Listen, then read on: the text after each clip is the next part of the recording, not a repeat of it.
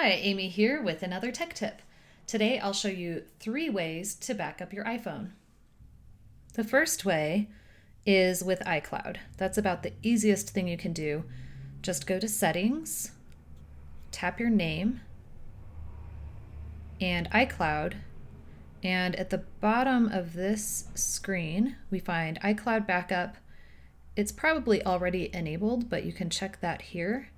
And as long as you have enough storage in your iCloud account, then this is a great solution.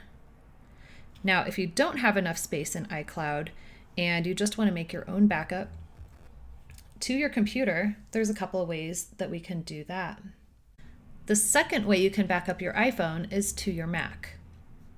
Now, if you have iTunes, you used to be able to back up in iTunes, but now if you have Catalina or higher, then you can actually back up right inside of Finder.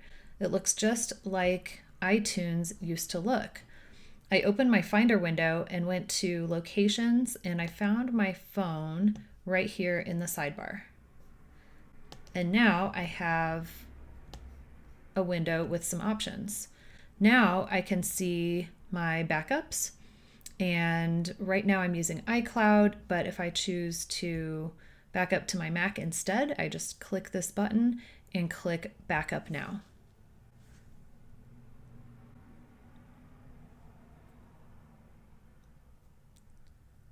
This is a great way to make a backup for free without using up any of your iCloud storage. You just have to remember to plug in your phone.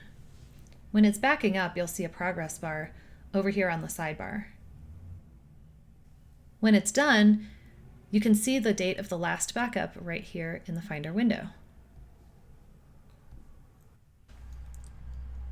The third way I'll show you to back up today is using this awesome app called Imzing.